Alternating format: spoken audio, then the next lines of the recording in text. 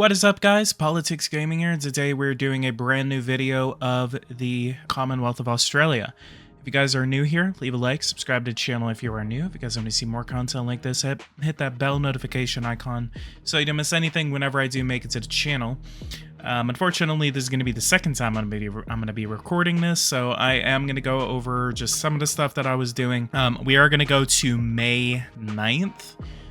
Once I am done, because that is actually exactly where my game froze up. Or, ironically, I actually ran into the 2359 bug for the very first time, like, ever. And I've been playing this game for nearly, like, 10 years, and I've never had a 2359 bug. So, it's going to be interesting to see if it happens again. If so, I have no idea what I'm going to do.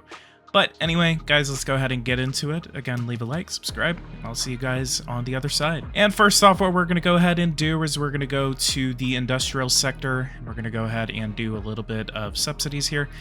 Aluminum, we're going to go ahead and hit them with a $1 billion subsidy here. We're going to go ahead and also hit the Chinese with some tariffs today. We're going to be starting a somewhat of a trade war, not too much of a trade war, but a trade war nonetheless with the Chinese, with the People's Republic of China. This is a tax collected on merchandise brought into the country while crossing the border. It is disliked by some free trade organizations, and it harms economic relations with the affected export countries. And we do have some information here about custom duties and how they will affect the game. The application of custom duties can lead to various economic impacts depending on the context. First, it should be anticipated that the targeted country could respond by imposing tariffs on products it imports from your country. This could slow down your exports and harm certain economic sectors. Next, an increase in custom duties does not always guarantee higher revenues. The tariffs become too high, imports may decline. Buyers or businesses or the population could then turn to local products, provided that your country produces enough of them with equivalent quality. Otherwise, they may choose alternatives from untaxed countries, limiting economic gains. Finally, if imported products remain essential, consumers might accept the additional cost, increasing customs revenue. However, this could also lead to higher inflation.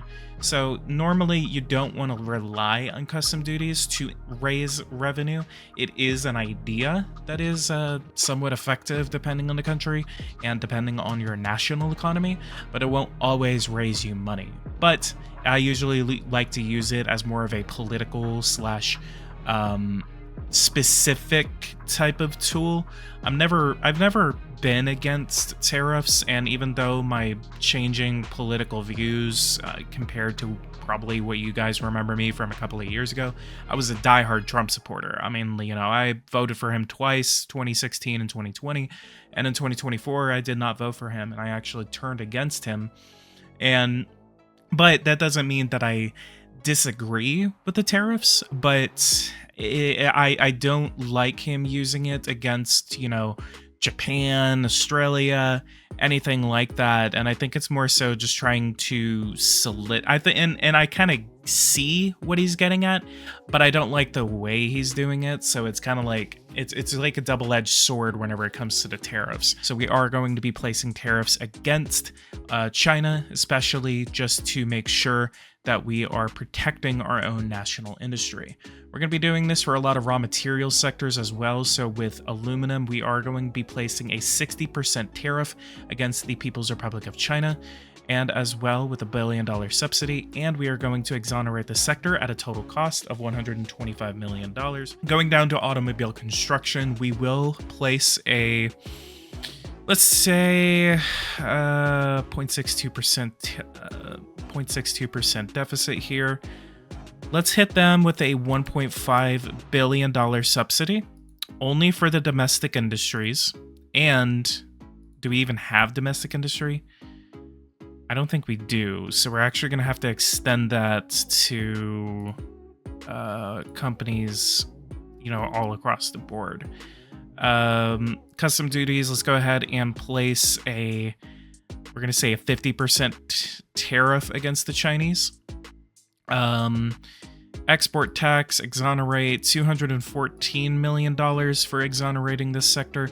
We really would like to increase our production here in Australia for automobiles. Let's go to, what else do we have?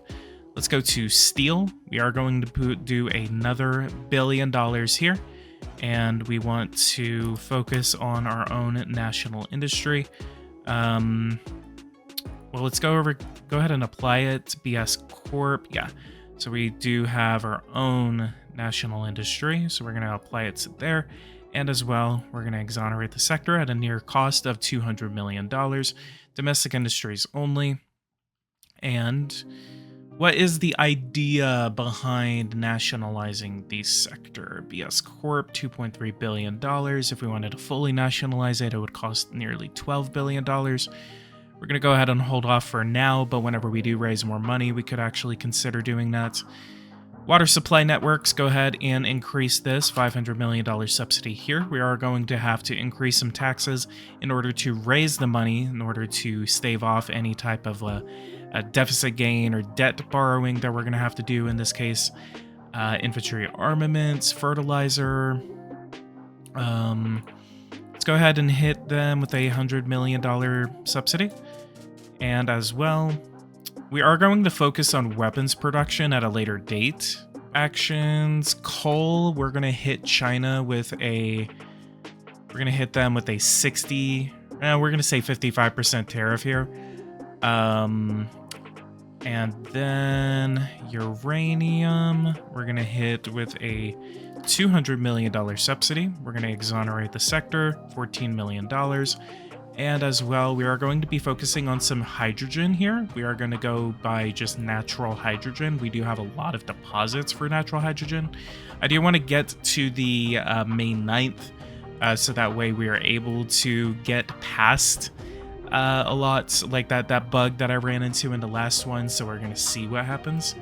We are also planning on increasing our interest rates, so we will see what happens after May 9th. If we get past that, make sure we're not going to run into the 2359 bug again, and then we're going to go from there. So I'm going to go ahead and fast forward a little bit, and I'll see you guys around the time of May to make sure that we're able to get past it. All right, so we went ahead and got past May 9th, and it looks like we do have protests all across the country. We got that not a single tweet lady just yelling at us because we're not doing anything for animal rights.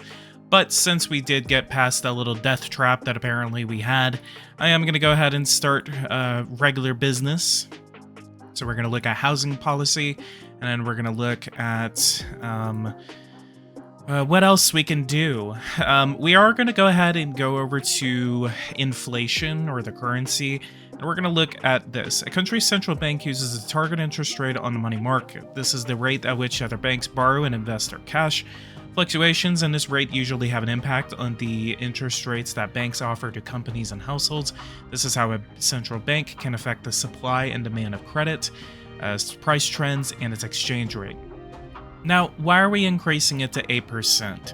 Now, the idea behind this is that normally whenever your currency is stronger, you actually reduce your imports, or at least at a bare minimum, the price of those imports will actually go down.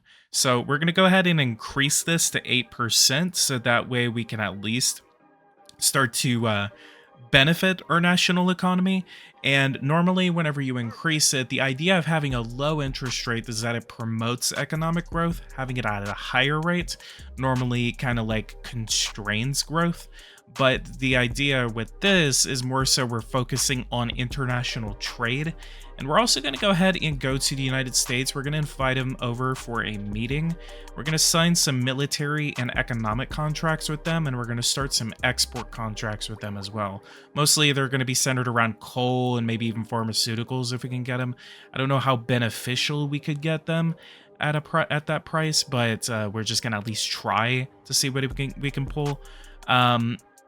Japan, we are going to start focusing on getting a free trade agreement with them. We want to focus on getting some type of beneficial economic agreement with Japan. That way we can focus more with them rather than focusing with the Chinese. And then I know definitely Indonesia is going to be a trading partner that we need to start looking at, especially in terms of raw materials. We have bauxite, so I know that we could sell the US bauxite, but there are other raw materials that we could possibly look at in terms of Indonesia, and then boost economic and military relations with them. We could also look at an alliance between us and Indonesia. We do have similar geopolitical goals, and then we do want to cooperate with each other. We are the two largest countries in Southeast Asia, so I would like to start focusing on building up a relationship with Indonesia. With Indonesia, let's go ahead and look at diplomacy, and let's see what we have. So we're going to go ahead and go to, do we have an arms embargo with them? We do not. We do not have a year of culture. We could go for a immigration agreement. So we're going to start the importation of workers from Indonesia. We're going to go for $1 billion here. And then let's do 1.2 billion. Make it a flat 1.2 billion. I am noticing something in immigration, which I'll show you guys in a second. And I actually predicted this in the first episode, and it looks like that this is still continuing to happen in Geopolitical Simulator 5. So if we look over at our immigration rates, you will notice that as Australia, we are noticing a large influx of illegal immigrants coming into the country. We had 85,000 5 months ago, and we have shot up nearly 100,000 illegal immigrants within 5 months of the game starting.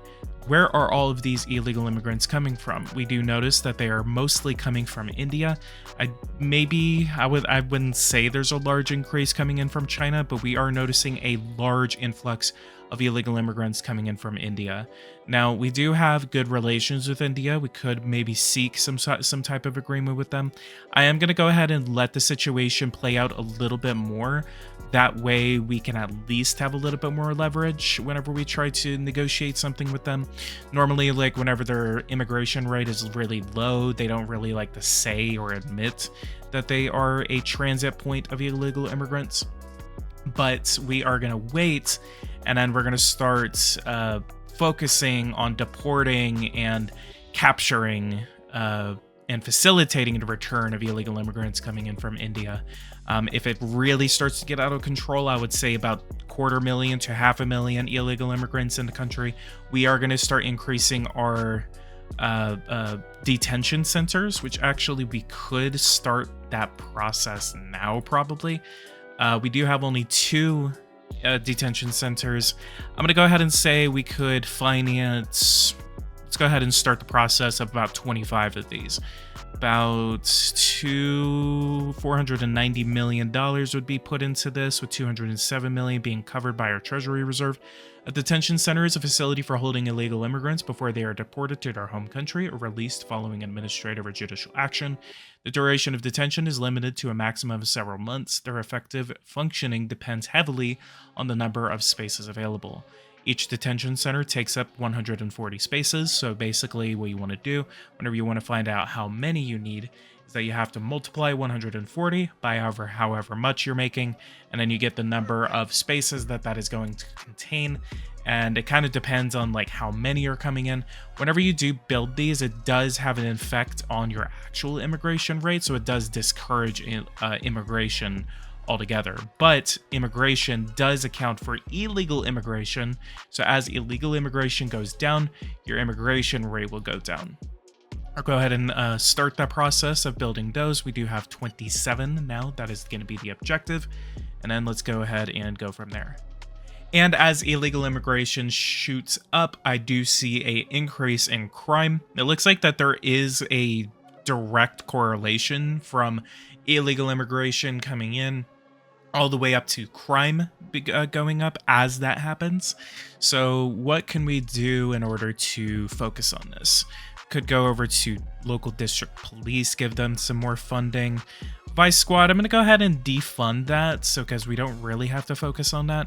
But I am going to go ahead and start the process of increasing our investments here against illegal immigration.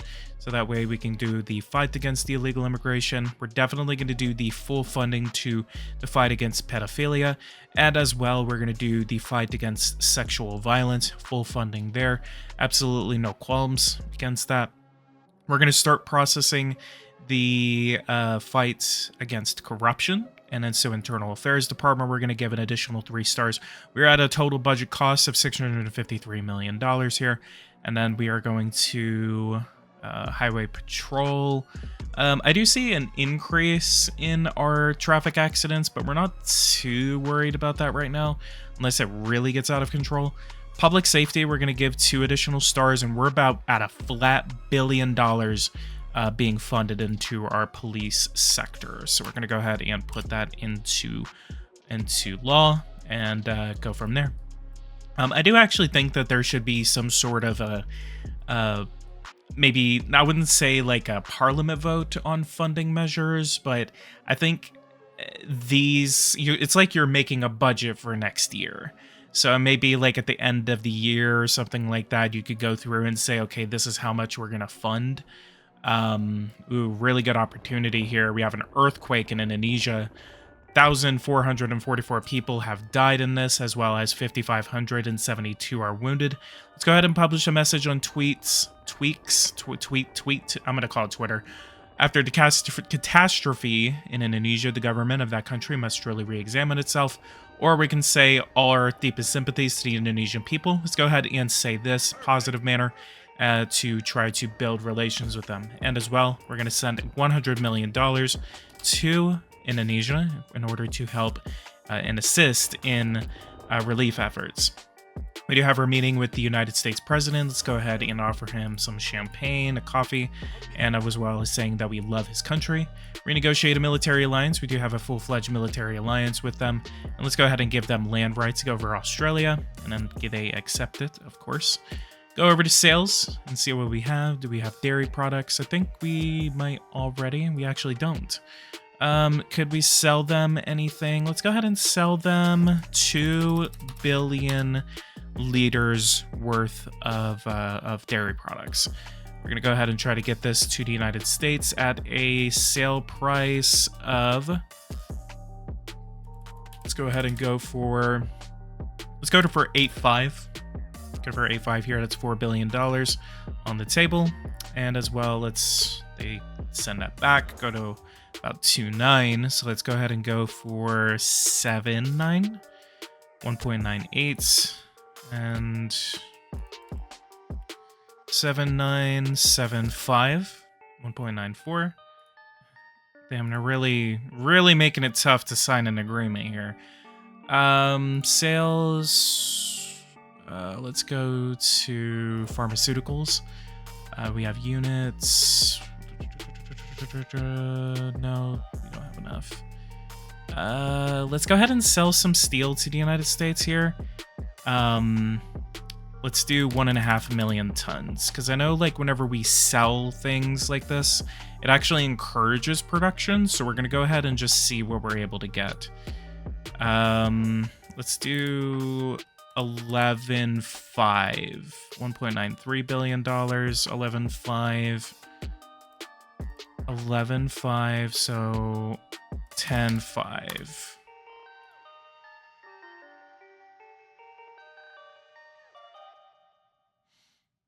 $17.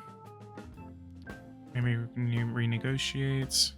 I'm gonna see what happens here whenever I sell most of this production. I'm just kind of curious.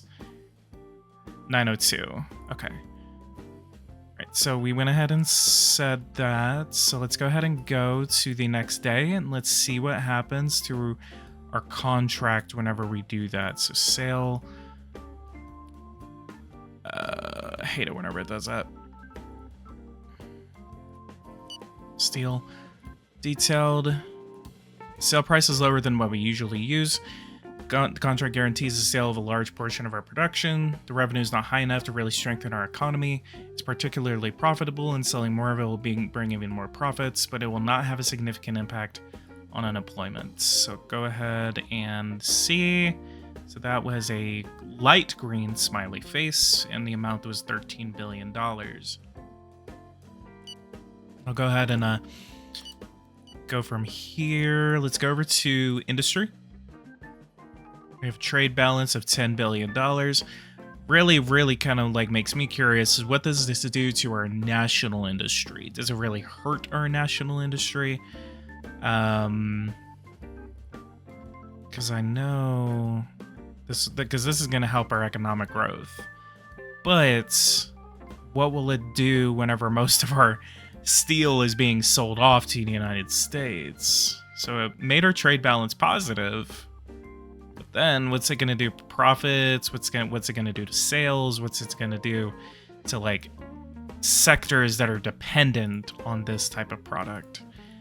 We're going to go ahead and leave it up for like a month, and then we'll see what it does. But other than that, let's go ahead and start focusing on other affairs. Let's go ahead and go over to immigration. And we're going to go over to 167,000 illegal immigrants now in the country.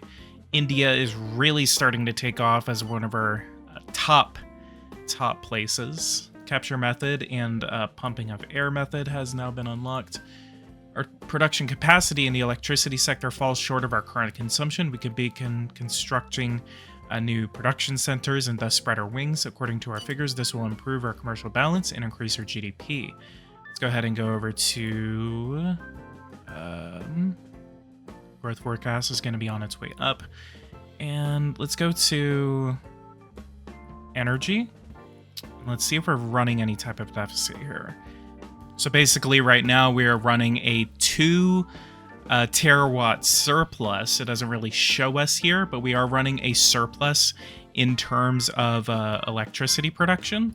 So our fossil energy plants are not under, like they're under construction, but they're not as of yet constructed. So we still have to wait on those.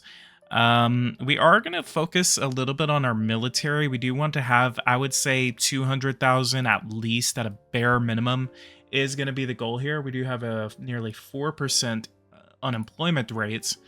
So we can kind of go from there. Justice, specific criminalization of street harassment. Let's go ahead and pass this as a law. Pretty self-explanatory. I do like to pass this every so often in my playthroughs, and especially in this one, we are going to be basically growing Australia as a economy, but also as a society. So I do want to see what we can do in terms of, you know, making equality one of the priorities of our administration. Congratulations, undoubtedly will remain a force of the combat for gender equality in our country. You can count on all of us and on our vote. So good thing that we're getting the women vote here. Do we want to focus on Southeast Asia somehow? I mean, we do have neutral relations. We have an opportunity here for trade with Thailand.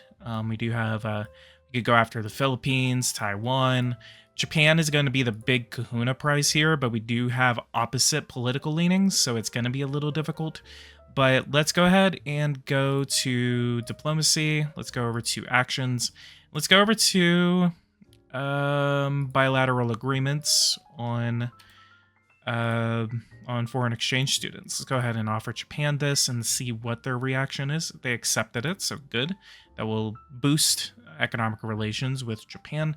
We also would like to sign an economic agreement with them today before we go, so we are going to try to focus on that. All right, and then let's go ahead and focus on a meeting with Japan. And it looks like we do have a meeting with them on the 5th of June. So we're going to make sure that we're able to get that meeting going before we go. We do have one more month left in this episode. So what are you guys' thoughts on the Australia series so far? Do you guys like it? Do you guys dislike it? What do you guys want to see in this series? We're going to go ahead and look services we have over here. Air transportation. I am trying to focus on tourism. This is going to be the basic version of tourism before the 2025 edition does come out. We do have a brand new introduction coming in the 2025 edition that's coming up. We do have tourism is going to be a huge focus of this edition. I'm really excited to see what we're able to do. According to Pericles, we are closer than we think to the 2025 edition. We don't have any release dates, but he did give me some type of a cryptic message whenever it comes to when it is going to come out. He said, time will tell. So I think that's him trying to say that we are close. We're very close to some type of announcement, and he will obviously give that announcement to me whenever he is able to. So I will be able to get it to the channel as soon as I am able to. So definitely do subscribe if you guys want to see some more exclusive content whenever it comes to the 2025 edition. So I'm going to go ahead and offer a coffee to the Prime Minister of Japan, and as well say that we love his country. Obviously, he says that he doesn't care. Let's go ahead and try to sell him some products here. We have his purchase price is going to be lower, so this is going to be very difficult. Quantity is going to be our priority here. We have 920. We can do a huge contract with Japan for coal. So let's go ahead and do, let's do 135 million tons worth of coal here. And then we're going to do this at a whopping net price of, let's say, 300. Let's say $351 billion. They're going to reduce it drastically, and we just want to see what they're able to do. Yeah, so $135 million was too much. Let's go ahead and go back and see what we're able to negotiate with them. All right, so I went ahead and signed a contract. So our purchase price, or our sale price, was at $266, and we were undercutted a lot on this one for $225. So we are getting a total of $18.3 billion off of this contract. Let's go ahead and go over and see if we're able to get anything else. That's the biggest thing about playing as these large developed Western countries, is that it is almost impossible sometimes in order to get an actually good contract. Annual maximum production capacity tons is 291,000. Under contract, 14 million. So that's really actually what it does, is that it, whenever you sign these large contracts, it actually reduces the amount of production capacity here. So I wonder what that does to the actual economy. So we're gonna let that go for a couple months, and then we're gonna see what that does in terms of what it hurts. What about rare earth oxides? Could we sell them any? We could actually. So what about 2,000 tons worth of this? $98 million. We're not going to do any of that. Zinc. Could we do iron? We could do iron. Actually, oh my god, yeah, we can. Let's do 95 million tons worth. Actually, let's do 75. And we're gonna do price of $225. And yeah, so yeah, I'm not gonna fight them on it. We're just gonna do it one step at a time. That one contract, it's not necessarily for the profit of it. It's more so just to build relations with Japan. That's the general idea, and it actually does work. So you can see that we went from light red to neutral, and so that is starting to boost our relations with Japan. We do actually could go ahead and sign one more contract with them, but I don't want to spend too much time just fighting over negotiations with them, so we're going to go ahead and leave it be. I'm going to go ahead and go over here. We're going to see what we have with Japan in order to boost our relations. We could do a year of culture. Throughout the calendar year, cultural events are organized in the whole country to discover or rediscover the cultural richness of the honored country. Besides enforcing the ties between the two countries and our people, a year of culture also contributes to better economic cooperation. We're going to go ahead and confirm this, and we're going to go ahead and celebrate Australian-Japanese relations, and we should see an immediate, yes, we do see that. It goes to light green, and we do have a really good relationship with Japan now. Our strategic alignments went up to 35, and economic relationship has gone up to 15. Let's go ahead and start this off and try to get a military alliance with them, do a non-aggression pact. This is going to be the lowest level, but once we are able to get at least one single pact with them, one single or a military treaty with them, it immediately boosts our relations. The moment we're able to get that, that immediately really helps us out, and we're able to get a lot more done in terms of economic and military cooperation. Looks like that they did reject that, so we're going to have to invite them over for another meeting at a later point in order to continue to drive that home. Let's go ahead and go over to taxation. We have a 1% deficit right now. Let's go ahead and see what we're able to do in order to get that rectified. We do have a $12.5 property tax. Let's go ahead and increase that to 15. That does raise about $12 billion. Let's do 13.5, 4.25. Let's do 15. 15 and 25 cents. That'll be $11.68. $1 billion that it'll raise for the national economy. Let's go ahead and do that.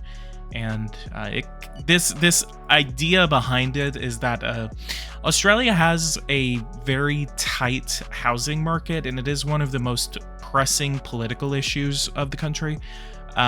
What we could actually do with this is that it's more so making it that, you know, you're paying for a house, but then, you know, the more houses you have, the less likely you're going to want to pay those property taxes. So the idea with the property tax being that people will more than likely get just one house rather than, you know, buying up all of the houses around them.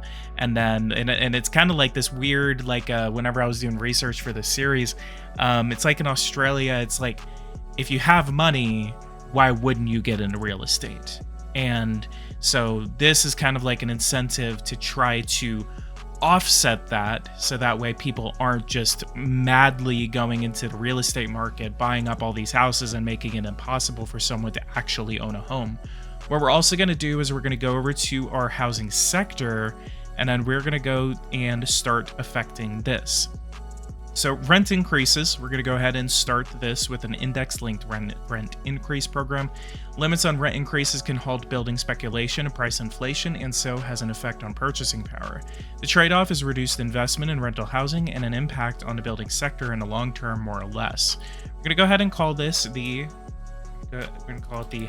housing, or the Federal Act on Fair Housing. That FAF? And now, I'm not the best at this, but I do like to name these reforms something a little bit realistic. We're going to call it the Federal Act on Fair Housing, and then maybe we could do it at rent capped, but let's go ahead and see Parliament's position on this. The people really like this, and the Parliament is definitely going to be voting for it, so let's go ahead and increase it. Reduced income tax, according to the World Bank real estate policy that makes it easier to acquire real estate, contributes to reducing poverty, promotes real estate investment, and improves productivity, and enables the poorest sections of the population to avail of economic opportunities. It thus revitalizes the growth of the country. Now, if we get reduced income tax, this could actually have the opposite effect of what we were talking about earlier, is that it would actually increase the amount of people that are trying to buy up houses for their own real estate investments, and then they'll be, you know, getting all these real estates reduced income taxes. So this could actually make the situation worse. So I am going to leave that at reduced rate loans. That way people are getting, whenever they try to go for a mortgage, they can get a reduced rate loan for going for a house, and encourage basically regular Australians to go for housing. Let's go ahead and see an established monthly rent allowance for low salary people. Allowances can be granted to new owners and to tenants, and the amount of the allowance is based on the household income. Let's go ahead and try to start this off at a flat $100. That is a $94 million investment. We do actually have the ability to increase that, so let's go ahead and go for $150 in federal housing aid, and 61. Let's try $250 here. And I think that's going to be where we're going to put it at for now. Yep. we're going to go ahead and slap that onto the Federal Act on Fair Housing and put that into the reform. And then let's go ahead and increase the amount of houses that we have, $2.08 billion with a $10 billion investment over the next 5 years. And that's going to take 1 month to do. 20,000 houses are now on the way, with the main goal being 1 million houses, or 1.2 million houses. I would say 2 million houses is going to be the long-term goal, but it looks like that only lets us build about 20,000 at a time. We could also go over to the industry, and we're going to go to building, housing, and roadway, and then we're going to give them about, I would say, $1.5 billion investment here. And then that does us at 1.17%. We're going to go to the passage of our property tax bill. That should give us a lot of money in terms of subsidy growth, which we're going to be reinvesting back into the economy. And as well, in the next episode, we are going to be focusing on education. We're going to have some long-term plans here that we're going to be setting up for education. In this one, it's more so a setup for the economy, kind of getting our bearings, getting our ideas in place, and then that's whenever each episode afterward is going to start, focusing on specific topics. We're going to have things that are going to be focusing on space research, education mostly. We're going to be focusing on the military throughout, and then as well as healthcare. We could be reforming healthcare, and as well our family unit. So we have a lot of work to do as Australia. Even that's what I really like about this, is that we do have a developed country, and I play as developed countries a lot. But there is always going to be work to be done in modernizing and leveling the playing field whenever it comes to Western developed countries.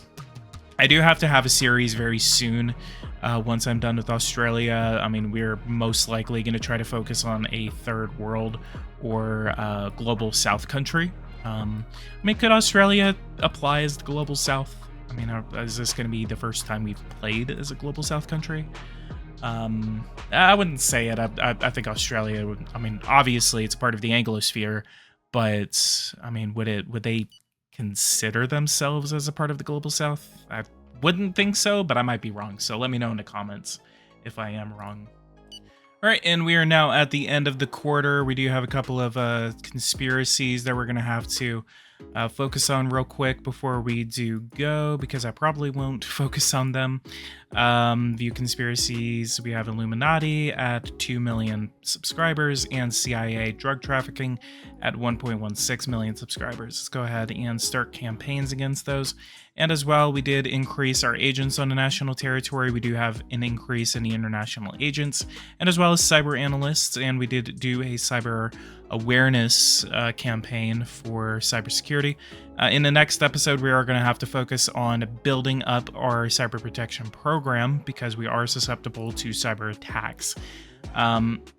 We built up a $9.58 billion cash surplus, so we are definitely going to be investing that into the economy in the next episode. So in this episode, basically, we focused a lot on trade, and as well as building tariffs against the People's Republic of China.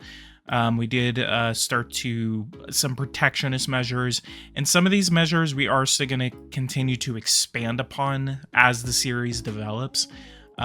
This series, I would assume, is going to go on until the 2025 edition comes out, in which we will have a game-changing amount of changes that are going to be coming to the game, so I'm very excited to see what happens. In the next episode, we may try to focus on immigration, but like I said, I'm going to let this get up to about 250 to 500,000 before we really declare it a crisis and dedicate an episode to it. In the next episode, we are going to be focusing on energy production and as well as education. Education is very important to us, and we want to focus in the long run. We do have the university centers actually that built up, and so let's see. We do have 65. We have 5,000 more students that just joined our ranks. You can actually see that we were on decline here with our students, and now that we built up those university centers, we do have a massive increase in students that are coming into the country. We are going to have to expand our educational apparatus here. We're going to be going over to Europe, and we're going to be setting up a lot of student exchange programs with our Western allies, mostly in South America, Mexico, Canada, the United States, and as well as the EU. All of those countries are going to have student exchange programs that we want to focus on. This will help our economy and our technology development sector. We are also going to try to focus on things like research. We do have the ability to research certain things, and actually let me look to make sure, because I had this issue with Iran. So here 21 24, yeah, this is actually because of a bug. It's kind of a bug, but it's also kind of not. It's because there's no there's no companies in our game that are able to research these, so it's kind of like we're stuck and we're relying on foreign weapons, so we're not able to build up our own domestic weapons programs unless we're playing as a company and then developing subsidiaries in relation to those sectors, and then we can kind of build up like that. So it's kind of really cool that it works like that, but it's also frustrating in this case because we don't have the ability to focus on our own weapons production, so we have to rely on the international market. But other than that, guys, leave a like, subscribe to the channel if you are new. If you guys want to see more content like this, hit that bell notification icon so you don't miss anything whenever I do make it to the channel. In the next episode, like I said, we're going to be focusing on education, building up our educational buildings, and as well going after some funding measures, maybe defunding some of these, and as well increasing the amount of manpower that we have. We're going to be changing some of the laws here, and so forth and so forth. So other than that, leave a like, subscribe to the channel if you are new. If you guys want to see more content like this, hit that bell notification icon so you don't miss anything whenever I do make it to the channel. And I'll see you guys in the next video. Thank you guys so much for watching this with me, and take care.